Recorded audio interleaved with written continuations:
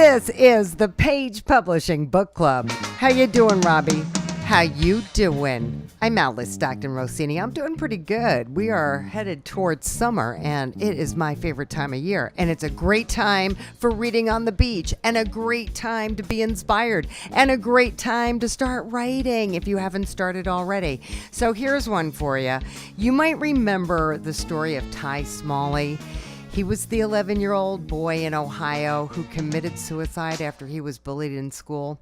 Well, his story sparked a movement against bullying across the country and inspired one girl, Lacey Stapp, to write Benson's Pals Take a Bite Out of Bullying. Unfortunately, Lacey's in the hospital battling an autoimmune disease. It's kind of an ongoing thing that she has to deal with, but her mom is here to talk about her book. Jackie, thank you so much. I'm sorry to hear about your daughter. Yes. She's been battling this since she was 12. Oh. Does writing help her? It was during one of her hospital stays. She was trying to think of what she could do for our rescue. We were getting a lot of animals in at the time. So it just came to her. She did a lot of praying, and she called me and she said, Mom, I'm going to write a children's book. And she had watched a documentary called The Bully Effect. It was about a young boy named Ty Smalley who committed suicide due to a bully. And she just couldn't understand why a young boy that came from a really good family with good parents would take his own life. And it bothered her for a long time. So she decided to address children's problems, but maybe from a dog's perspective. And the name of our animal rescue is Benson's Pals. So that's where she kind of got the inspiration for the book. Okay. So what is Benson? My sister-in-law passed away from cancer, and it was her dog, and she and her dog passed away about the same time, and she loved this dog. And she and Lacey were going to open an animal sanctuary when Lacey was older. So Lacey ended up doing it on her own, and Benson was in her memory. We called it Benson's Pals. So what's the book about? We actually interviewed Mr. Smalley, Ty Smalley's father, for Stand for the Silent, and we asked him what age children tend to start seeing bullying or feeling that. And he said very young and before middle school. So he gave us different pointers on what we should address, and just not to leave out the bully part of it, because it's not just the kids are being bullied, the bullies need help. Right. And so we tried to write something for young kids that maybe they'll think, yes, I could go to an adult. It's important to report being bullied to an adult, parent, somebody that will help. And there is help out there. There's a bunch of kids. You're not alone. And at the end, it talks about how a bully has to be responsible for his actions, and that they don't need to be that way. They can feel confident, because usually it's a matter of confidence and something is wrong in their life that they need to address. Benson is the dog that is being bullied in the book. Everything, it's from a dog's perspective. He is being bullied by Brutus, and Brutus stalks him when he walks to the park, and at one point he bites his tail, and Benson is at first afraid to tell his pals about it, but eventually he doesn't feel like he should be afraid of a bully or he should feel bad about himself. So he decides to tell his pals, and his pals suggest that he barks and barks until his master walks into the park, and the master notices Brutus on the corner and reports this dog growling fiercely. The park ranger takes Brutus home, and Brutus is punished for his actions, and then at the end he's rehabilitated. Oh, nice. So Brutus comes around. Brutus does. Brutus ends up being a pal, too. What a nice way to end the story. Thank you so much, Jackie, and give our best to Lacey, and I hope she gets better soon. Our next author, Judy Hoff, wrote a book entitled Priscilla, about a chick, right? Yes. A chick in a box. Yes. And that's all we get from your blurb, so you're going to have to tell me the story. Is it a children's book? Yes, it's a children's book. Okay. The mom brings chicks home, and she takes all the chicks out of the box, and there's one small one left in the box. And she takes it out, and the little child holds it, and they give all the chicks water, puts it down, and then the child takes the chick and also gives that chick water and puts it under the light. And he's worried because it's so small and it didn't look like it was doing very good.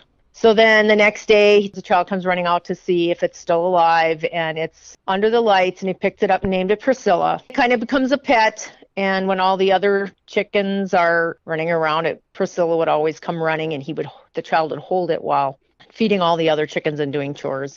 And then the little pullets start laying eggs, except Priscilla. She has no interest in laying eggs, and the little child is afraid that the mom's going to notice that this smaller chicken is not doing anything. And then one day the child comes out and the chicken is gone and doesn't know where the chicken went. Every day looks for the chicken. It's not there with the rest, doesn't know where it went. And then 21 days later, he sees the chicken by the edge of the grass. The child walks over, but the chicken doesn't come running. Priscilla doesn't come running.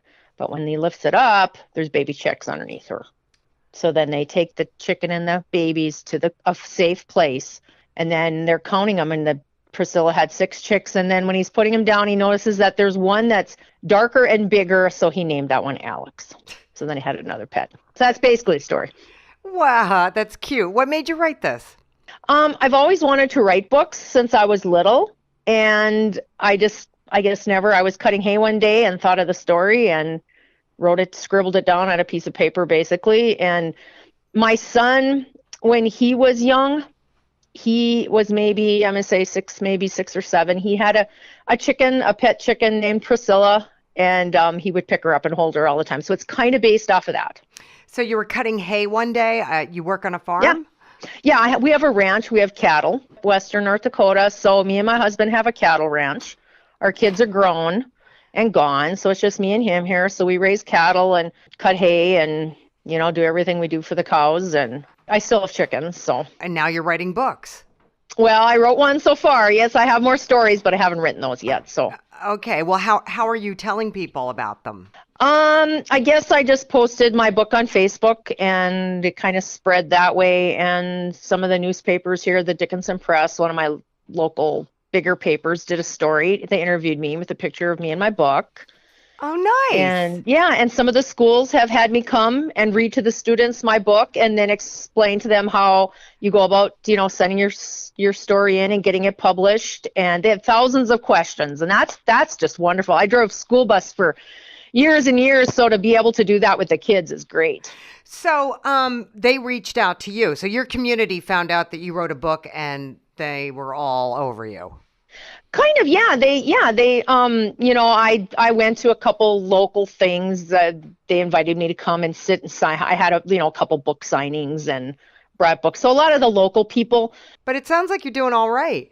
Well, I've had a lot of local people, bought books. A lot of people, I have friends, on Facebook all over, and they bought online, in other states, but then they don't have their books signed, where the local people, they either buy them from me signed, or I will stop at their house and just sign them. I've been doing that. I'll just drop by your house and sign them when I'm in town. Yeah. So I've been kind of doing some of that. All right. Which is fine. Yeah. I don't expect to make any money off this book. That wasn't why I wrote the book. It's just something I always wanted to do. So it's kind of one of those things on your bucket list. Right. And I actually didn't even tell my husband I did it because I never thought it would be published.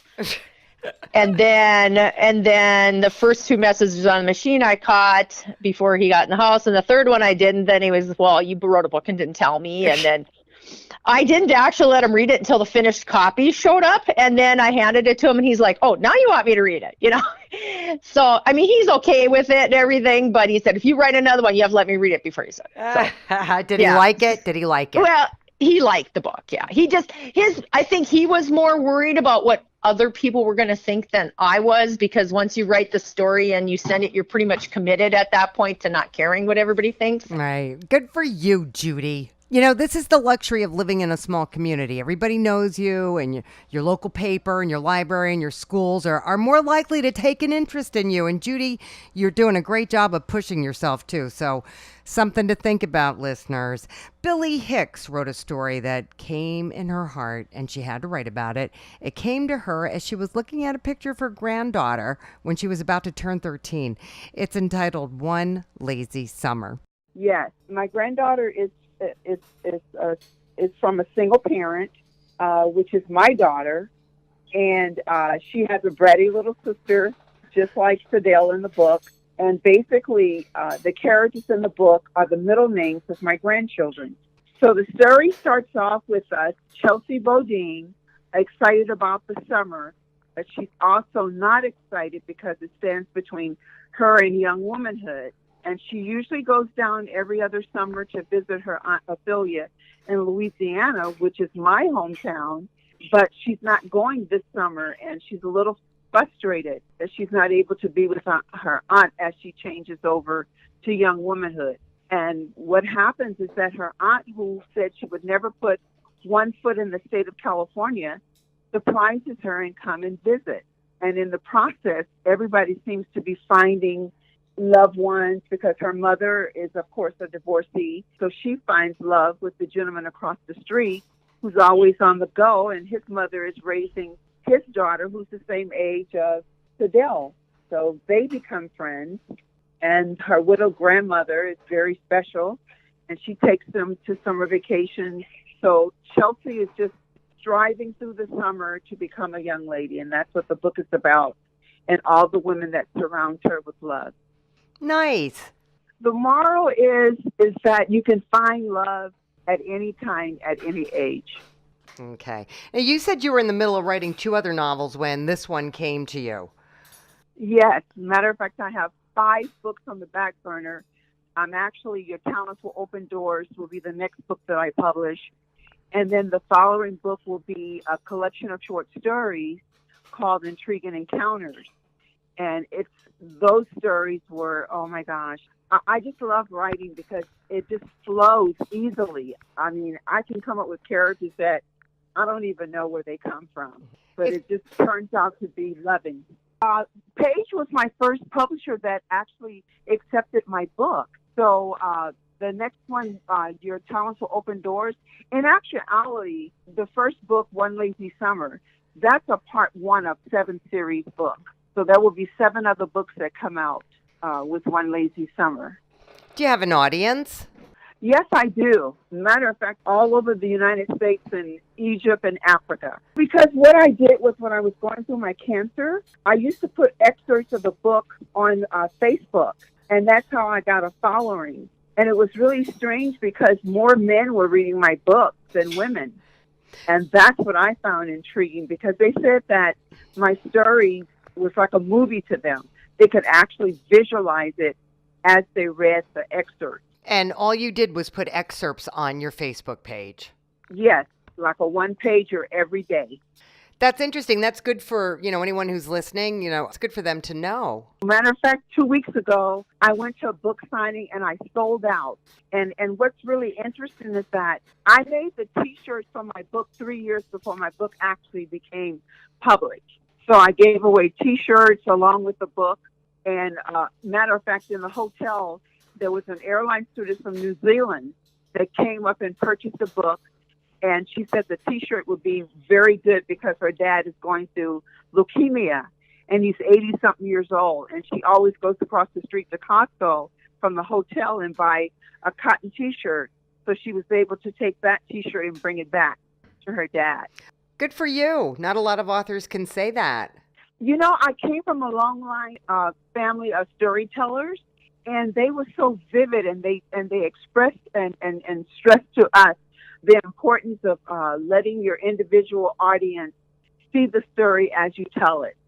So that's the secret. I'm a preacher's daughter, and I come from a long line of storytellers. Well, that's a gift right there, Billy. Thank you. We have to take a quick break, but when we come back, we're going to stop by for some advice at Love Inc. You don't want to miss that. Have you written a book and want to get it published? Then now's the time to call Page Publishing at 800-204-6099 and do it immediately. You see, they're looking for authors of all types of books. And unlike most publishers, Page Publishing will take the time to review most of the books submitted to them. And they'll even give you their feedback. And if they like what they read, Page Publishing will get your book into bookstores and for sale online at Amazon, the Apple iTunes Store, and other outlets. They'll handle everything: copyright protection, printing, cover art, publicity, and editing. So if you've written a novel, a children's book, a cookbook, inspirational work, a book of poetry, or biography, and want to get it published, then you need to call Page Publishing and do it immediately. Call 800-204-6099 now for your free author submission kit. Your road to fame and fortune could very well start with this simple phone call. For your free author submission kit, call Page Publishing at 800-204-6099.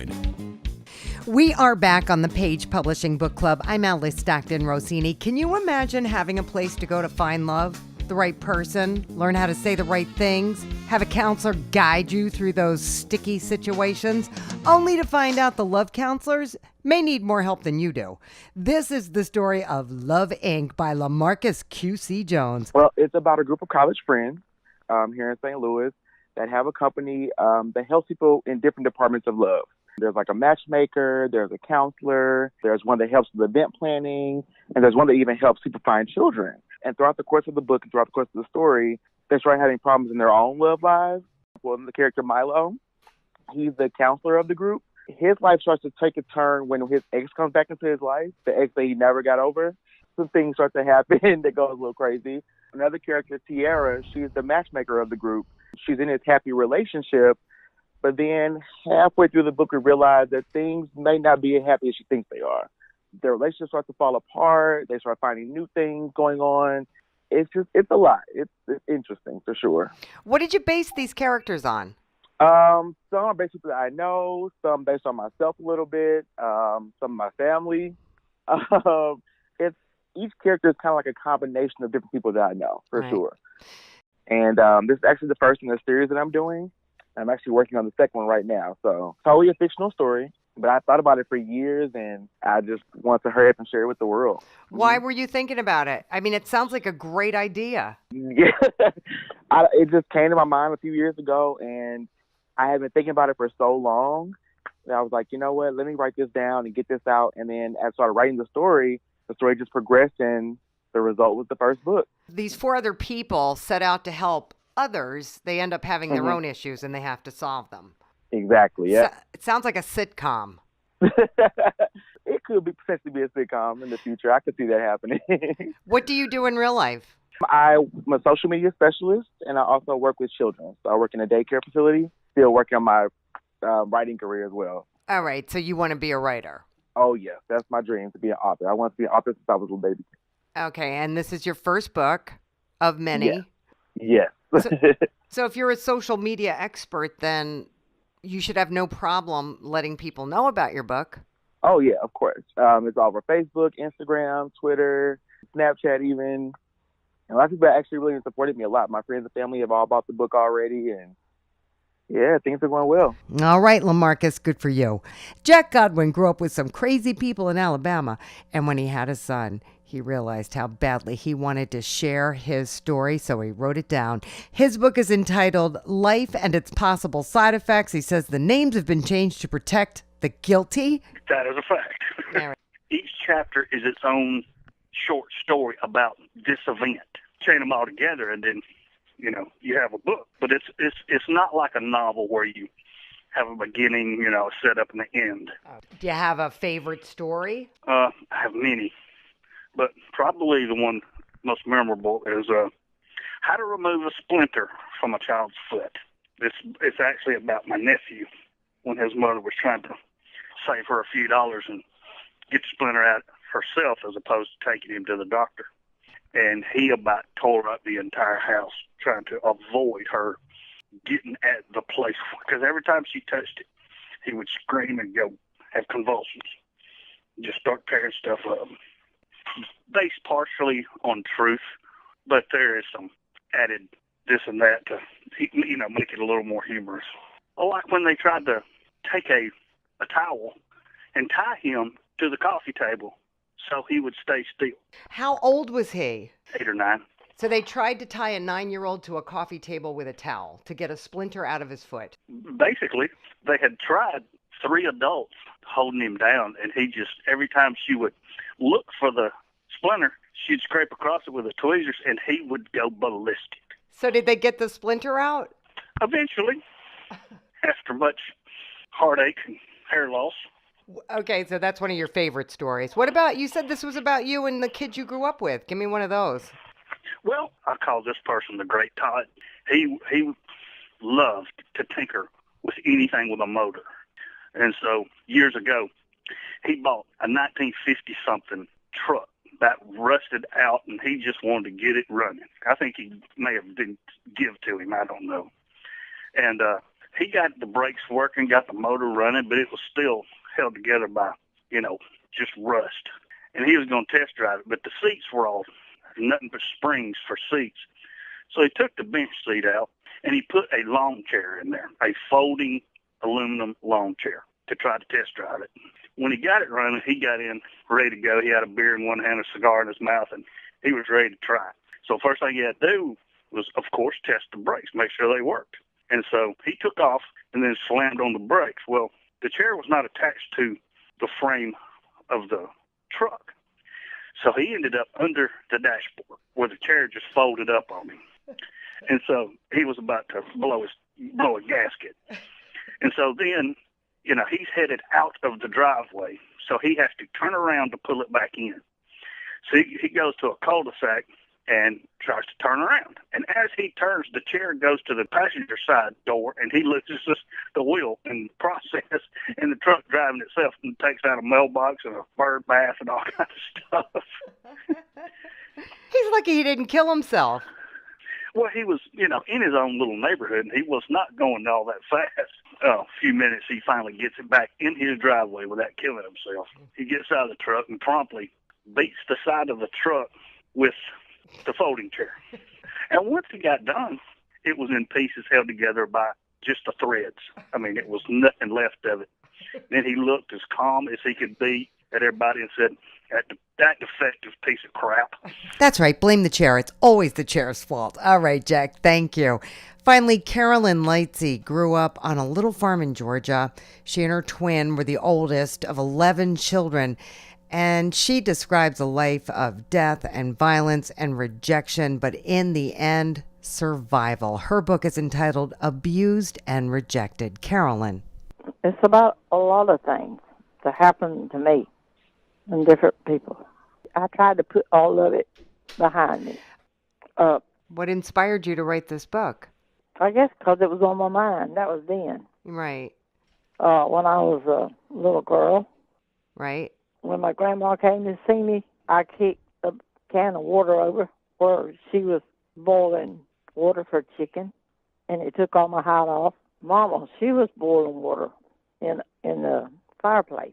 Uh-huh. And she had wild cross, and I kicked it, and the water, it run all over me. My sock came off with my skin and all. Well, I was a kid. I was happy she was there. I was just kicking, being a kid, a little. Okay.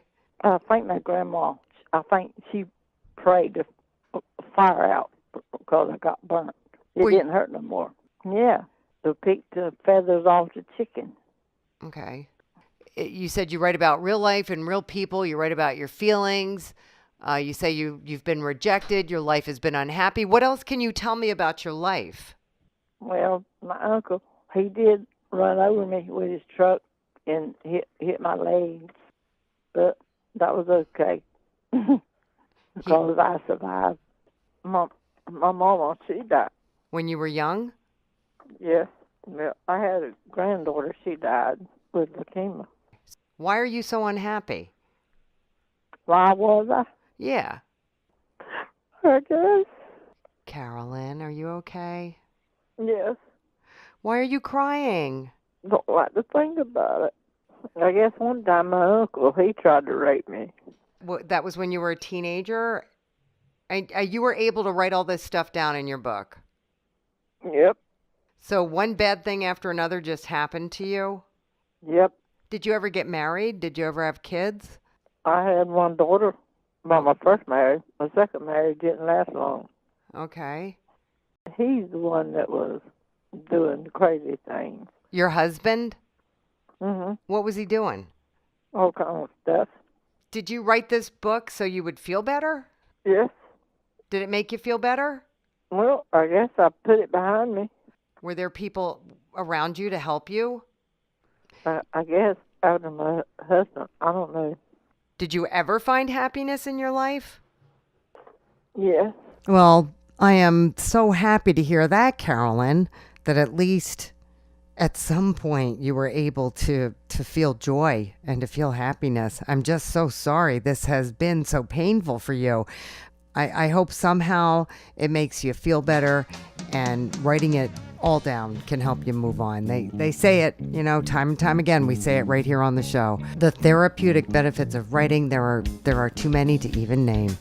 All right. I think that wraps it up, Robbie. What time do we have? Oh, boy. We got to go. We got to go now. But we have had a great time being here. Thank you to all of our authors who came on the show tonight. Thank you for listening. If you're actually out there right now and tuning us in, thank you. We get very lonely in here. Just remember, if you missed something or you want to listen to our shows over and over and over again, you can do that if you want to. Just go to 710WOR.com and go to the podcast section and download until your heart's content. In the meantime, we're putting another show together as we speak, and we'll see you next time on the Page Publishing Book Club. I'm Alice Stockton Rossini.